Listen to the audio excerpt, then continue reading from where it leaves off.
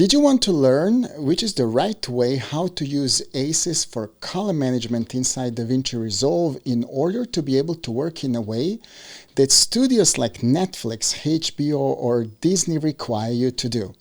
In this new and updated video, I will take you through step-by-step instructions on how to use the latest version of ACES 1.3 with Davinci Resolve 18 to achieve exactly that.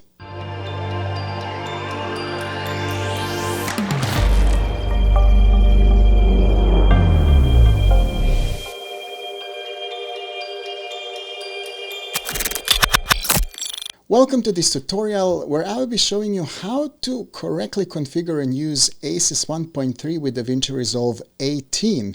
I will give you step-by-step instructions on how to set up Davinci in a project-based configuration scenario as well as node-based scenario for some more advanced workflows. And if you're interested in learning more tricks and real-life scenarios for ACES workflows, then stay with us until the end when I will give you some more information on how you can go beyond the basics. Now let me give you a quick overview of what we are going to learn today. First, we're going to learn how to set up Davinci in a project-based configuration to work in ACES 1.3 and the main differences and improvements in comparison to previous ACES versions and why you should always use ACES 1.3. We're going to see how to set up Davinci to work in ACES in a node-based color managed scenario as we get some additional features and it's more suitable for advanced workflows and configurations. Then we're going to learn what is gamut compression and how to use it. Then we will see how I make amazing looking film emulation LMTs for ACES and how we can export them for the rest of the production.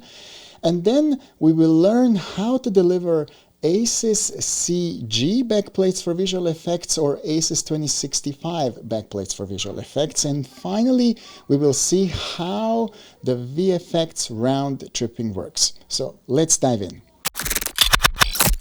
So first we're going to see how to configure Davinci Resolve in a project-based workflow. So what I got here now is I have imported some media.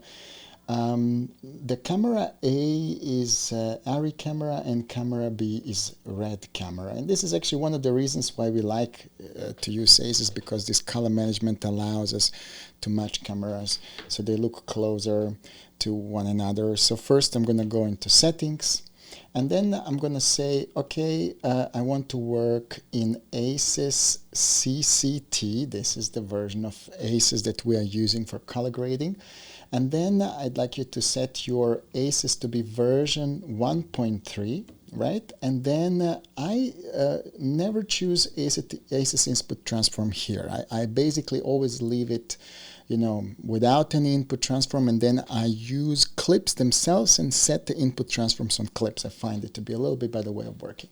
Now here's an important setting which is available only in ACES 1.3, because you see if I go to 1.2, you know, that setting is not there, but if I switch to 1.3, I have another extra option. It's called Apply ACES Reference Gamut Compress. This is the main difference between ACES 1.2 and 1.3, this new addition of Gamut Compress, which is an absolutely fantastic thing since it solves probably like a 90% of problems we ever had with ACES was this kind of gamut issues and things being out of gamut. So now actually, you know, with this gamut compress, all of those problems are gone away. And I recommend you always keep it on. I'm going to show you how you can switch it off on clip-to-clip basis, but you know, by default, please keep it on. It's just important that it's there, because if something's not out of gamut, this setting will not affect the clip, but if there is anything that's potentially clipping, that's, you know, distorting, then this setting is going to take care of it. Okay. Now, when it comes to output transform, for the moment, I'm just going to go and select now Rec 709, and I want my LUTs to be processed in AP1 timeline color space, because that's what I will be using on the timeline. And also, I do want to use color space aware grading tools. This is an important settings. Later I'm going to show you when we go into HDR tool or curves or qualifiers. This really helps. Then we're going to say apply recess transformations in log, because this is what we will be working on. And normally I set my graphics white level to be 200 nits. That's a little bit above 100 to what's the default setting, and that usually brings me closest to where I want to be, and just really speeds up a lot of that work when we bring in graphics in HDR project. Okay, the only other thing I would recommend you do is here at the bottom where it says 3D lookup table interpolation, you go ahead and set it to tetrahedral. That's always a good setting to have, and never use broadcast save in ACES projects. All right, so now we're there. So now what we got to do is we have to tell then our project what clips we have. So just so you note, if you ever have any raw material, you don't have to use any IDTs. ACES is going to take care of that. But for clips that are in some sort of RGB or QuickTime format or MXF format, we need to use an IDT. All right, so what I'm going to do is all my camera A, I'm going to select all of them at once, right mouse click, then scroll all the way down and says ACES input transform. Just go to ARRI and select Alexa. Okay, and then I'm going to go and do the same thing with camera B. So I'm going to shift click all of the clips, right mouse click, and then we're going to go and say ACES input transform. Here we go, and it's going to be red, and my settings for red are going to be red white gamut log 3G10. This is generally the best setting for red. I would always recommend you use that. Okay, then quickly let me go to my timeline. I'm just going to go and grab all of those clips that I just have selected and basically just put them onto my timeline. And basically we're going to go now into my timeline settings. Right here I had before a little clip on my timeline. Later I'm going to show you while I was using that, but right now, since we're in a project settings, we don't want to have anything sitting on a timeline or anything like that. And what we're going to get is that all of my clips are now in a perfect Rec 709 mode, right? Maybe what I'm going to do is I'm just going to go right mouse click here, and I'm going to say update all thumbnails, because I just don't want them to look, this kind of, distorted like first time I just selected them. So they look they reflect to what they really look like. So now I am ready to start grading. So this is really, as I said, not much has changed since version 17. The only important thing is this gamut compression. Now let me show you. Gamut compression, as I said, you should always have by default on, but if you ever want to switch it off for whatever reason, you can always right mouse click on the clip, and then there is a setting here which says ACES gamut compress, right, in the menu, and then you have a project setting, which is, as we have said, always on.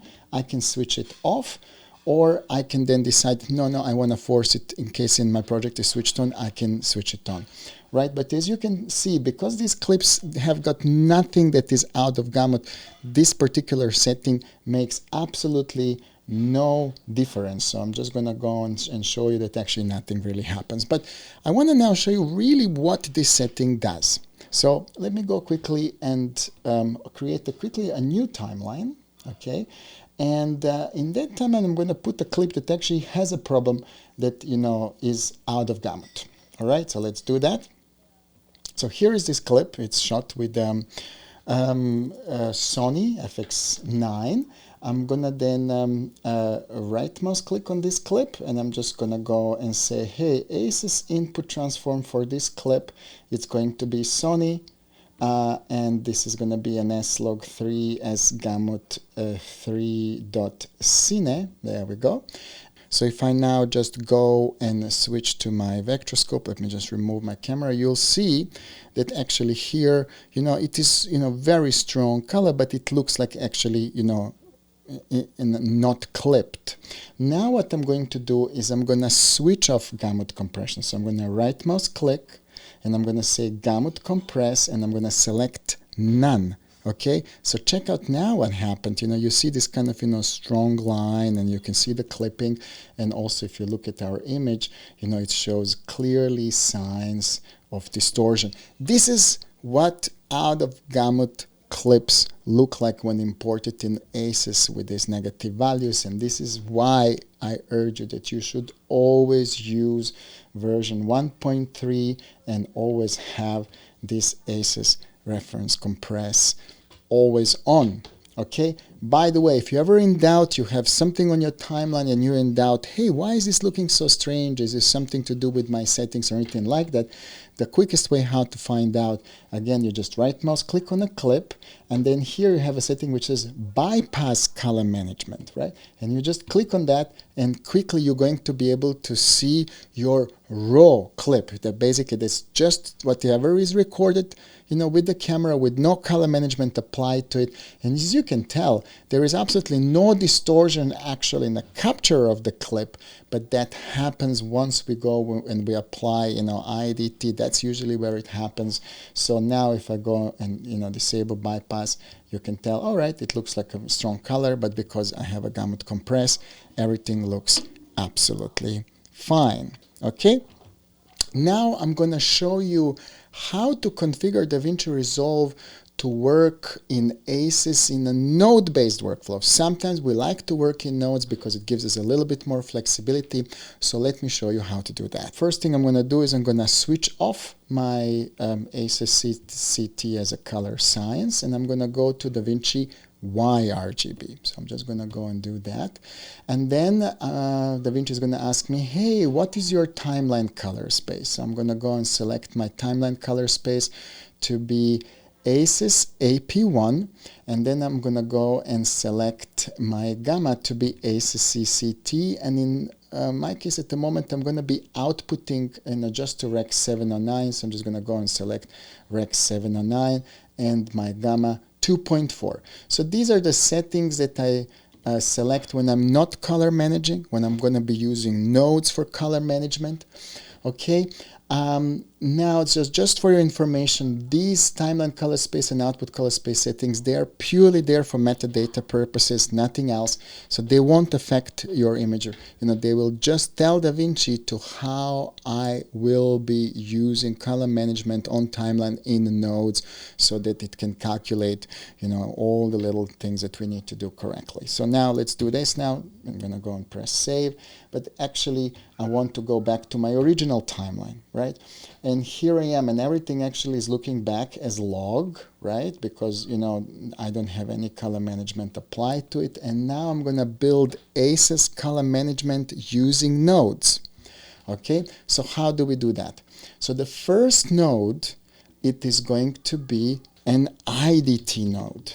Okay, why? Because that's really where the ACES starts. You always start with an IDT. So I'm just going to go now and say, okay, here we go, ACES, and then you have in your effects library, you just type ACES and you will get ACES transform. So drag and drop that. Okay, now make sure that you're in version 1.3. What is your input transform? My input transform in my case is going to be Alexa.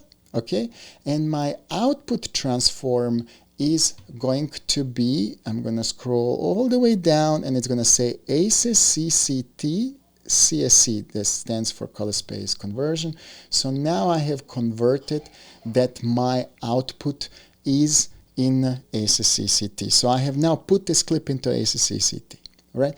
Don't forget as well to, in this gamut compress settings, to go and select reference gamut compress, right? But by the way, another advantage of working node-based, right, is that you can actually go and select parametric gamut compress, where you have controls exactly to how far you want to push gamut compression, and you can then fine-tune these settings depending, to what's happening in your material, instead of just using reference, which works really very good in most of the cases, but sometimes you want to go and tweak it a little bit manually.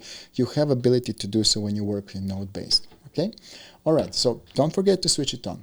All right, I'm actually just going to go and leave it as a reference for the moment. Okay, my next node is then going to be my CDL node. This is where we're going to be importing CDLs that come from set, or where I'm going to be using my primary color correction.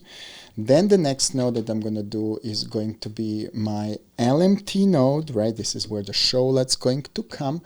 And then, you know, I would then go and apply loads of other nodes, my windows, my curves, my secondaries, anything else that I would then apply to my, you know, node tree would come afterwards. Okay, I won't do this right now because I'm just setting a basic color pipeline. You know, these are the minimum nodes that you need to work in ACES, so I won't necessarily go beyond the minimum. But what we're going to do now here at the end in timeline mode, right, I'm going to go and create a new serial node, and there I'm going to apply another ACES transform. And this ACES transform, I'm going to go and select, hey, go from ACES CCT. Okay, where we go, so it's going to be here at the bottom, ACES CCT CSC, right, all the way to the Rec 709. Bang, and there we go. We have exactly the same result that we had when we were working project-based, just with an advantage that we have nodes and that we have a little bit more possibility to tweak things sometimes before the IDT and so on and so on. So there is like a, you know, several reasons why we like to work with nodes rather than be limited in just with a project. So what I'm going to do now is I'm just going to go and copy this node tree to all of my camera A. So this is all of these clips. I'm just going to use my middle mouse to quickly copy everything onto that. And there we go. Now we have every clip looking absolutely fine. Then I'm going to go to my camera B. I'll copy this one first, but because I'm using different camera, I'm going to go and change this. And instead of, you know, Alexa, what I'm going to do is I'm going to scroll all the way down to the bottom, and I'm going to select red white gamut log 3G10. So this is the setting that we want for these cameras. And then I'm just going to go again and just copy everything to camera B. And you see how easy it is actually to do this workflow like this, you know, to basically be able to, you know, control, you know, your you know, color management using nodes. Okay, another small advantage that I like working node based is that, you know, now I can actually, like, you know, be a little bit more precise to when I'm matching these two cameras. So for example, you know, I'm just gonna go and, you know, selected clips, right? So I can see that there is like a little bit difference in exposure between these two cameras. So I'm just gonna go into my CDL settings, right? And I'm just gonna go and bring down my printer lights a little bit, so just that my exposure settings are the same. Let me just show you how this is gonna look like in my parade, in my scopes.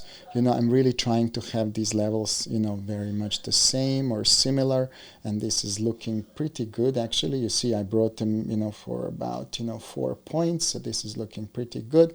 So now I can actually go ahead and copy this particular trim I applied to those clips so that they just really match a little bit closer, right? So this is another, you know, like a little advantage of when working with nodes. Okay, so this is basically how to set things up and how to get them, you know, to work correctly. Okay, now I want to show you how to create an LMT. Okay, LMT stands for look modification transform, and you know, this is something that many people find difficult because, you know, in the ACES everything looks a little bit different, the color science is different, the color space is different, so some of your traditional, you know, film emulation LUTs don't work. But let me show you how I solved this problem and how I made it to work really, really easily. Okay.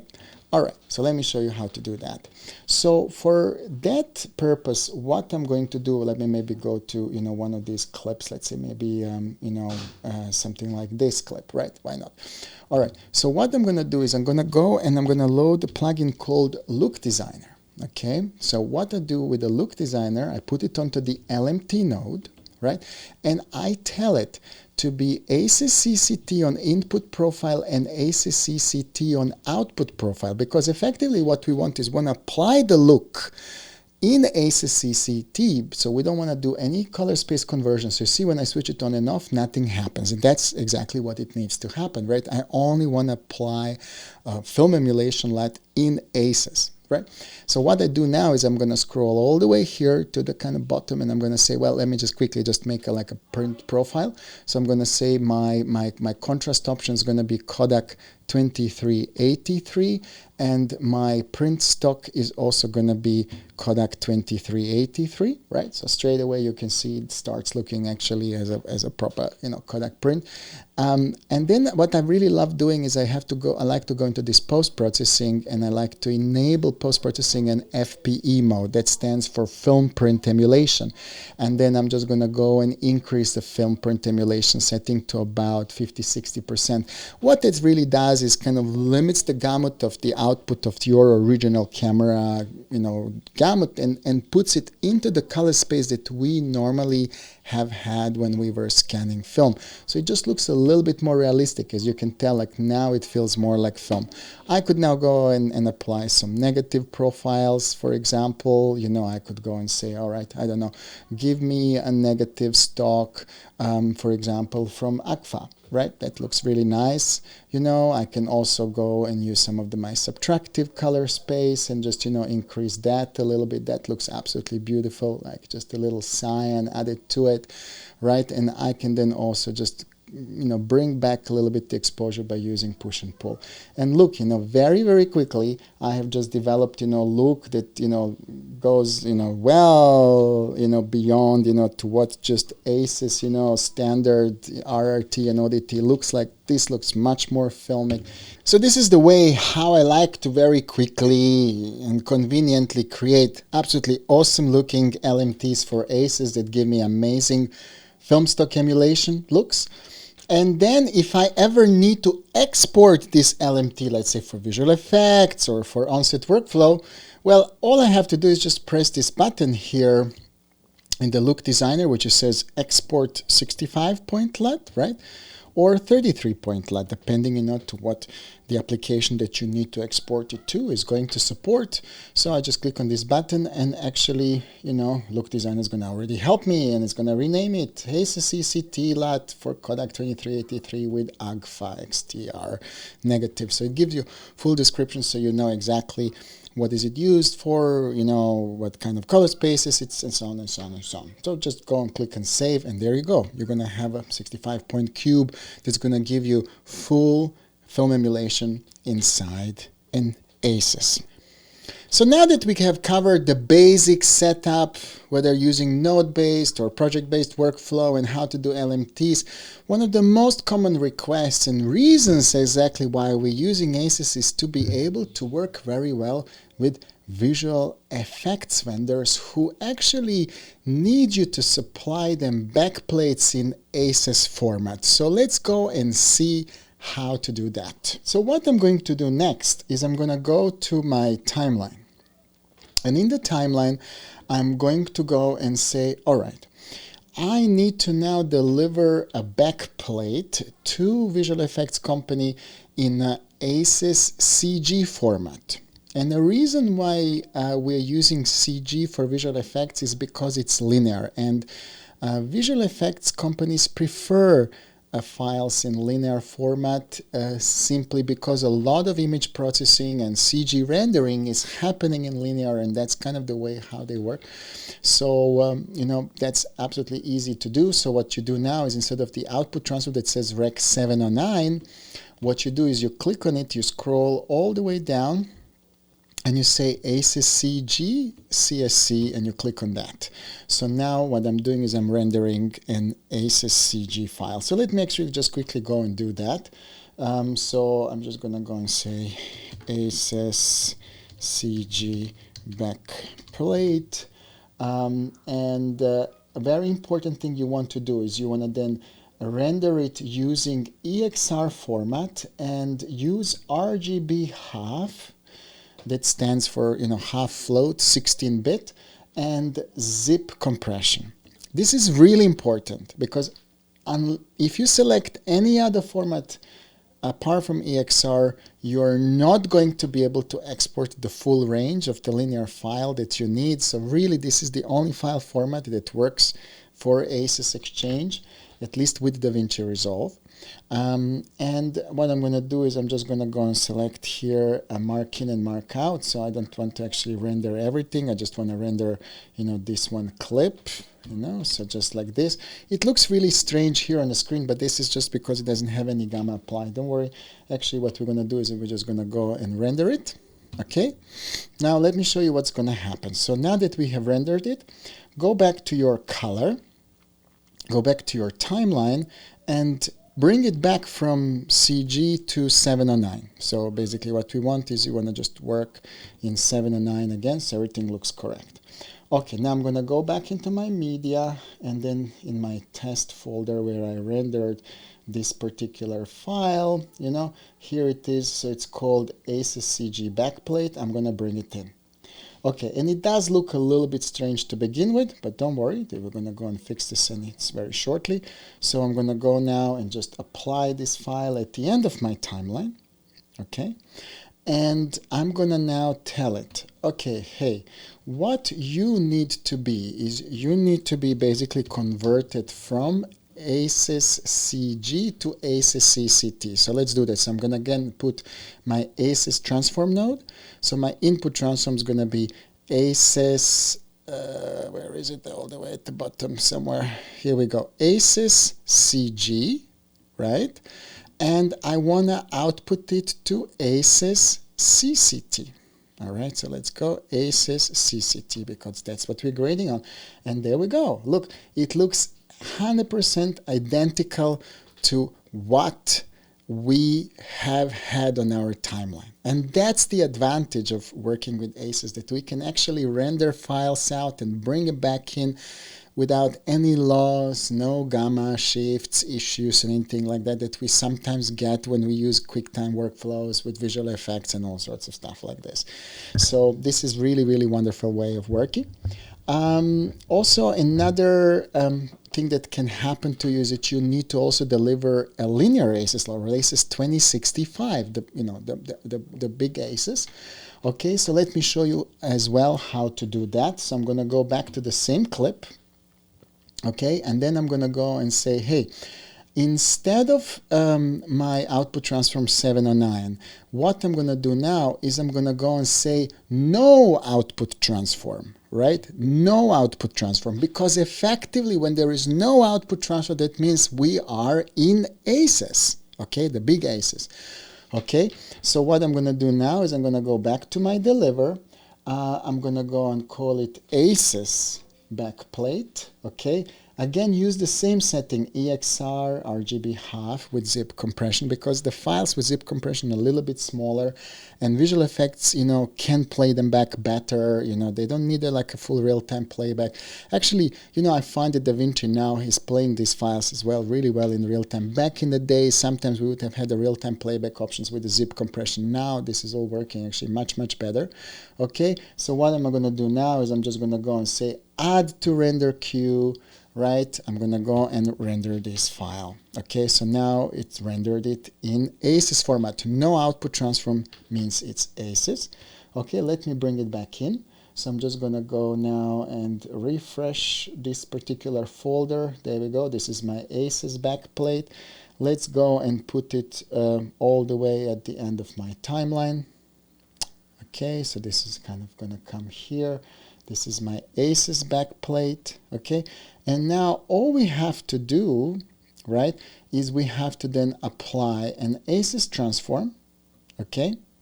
And don't forget that you have to go back into your timeline and tell your timeline, hey, I don't want to output it without the transform. I actually want to see everything in Rec 709. So let's start seeing things back in 709.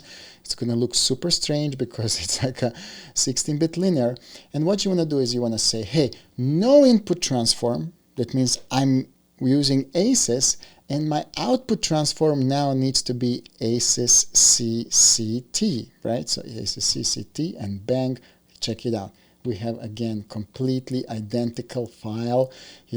Nothing moves. It's 100% the same.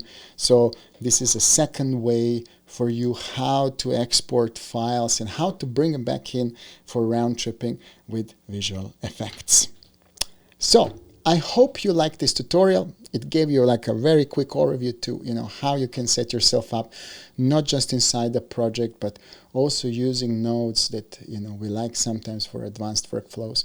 The same concept that I used to output things into different formats like CG or ACES works as well inside your project settings. You just wouldn't be using it on a node, on a timeline, but you will be using it inside the project, and you will be using exactly the same values. You would be outputting to ACES CG, or you would be selecting no output transforms to output it in ACES. Everything, this type of setting is the same. The only difference is where you're going to do this. And if you're interested in learning more about ACES, then I have something for you. ACES workflow has established itself firmly as the standard for many TV shows and feature film productions, all for the right reasons. ACES is integrated into almost all color grading applications, and through OCIO adoption, it's supported in all visual effects applications. Many studios have taken ACES route to standardize color management and create unified production workflows. At first sight, ACES is delivering its promise to simplify color management. From afar, it appears that all there is to do is switch Davinci into ACES mode and things just happen. But once you start working on an actual real-life ACES project, you will find that there are quite a few things that change, and some things we used for granted simply stop functioning when in ACES mode. This seminar will cover all of those real-life ACES workflow details and give you step-by-step instructions on how to handle them. Join us for this seminar where you will learn how to, for example, deal with Onset color management requirements when working in ACES, how to make showloads that are pure ACES LMTs, or how to make showloads that contain the full ACES pipeline from IDT, CDL, LMT, RRT, and ODT. Everything combined into a single LUT. Or how to import ACES color metadata that comes from set and take advantage of it. We're going to learn how to deal with visual effects requirements, how to deliver backplates in ACES 2065 or in ACES CG, and why we use linear encoding for visual effects deliverables. How to deliver viewing LUTs for visual effects companies, how to import reference images, how to deal with material that doesn't have dedicated IDT, and how to build your own IDTs, how to build perfect-looking film emulation LUTs, or how to deal with Out of Gamut Issues, and finally how to deliver Dolby Vision masters from ACES projects. We will use Davinci Resolve project-based ACES settings as well as node-based settings for some more advanced workflows. So if you're interested in learning ACES workflows that go beyond the basics and you want to fully understand all of these and many more workflow situations, then this is a seminar for you. Please check out the link below to sign up, and remember, all our seminars are recorded and they are forever yours, so you can always get access to them and be able to rewatch them and learn again.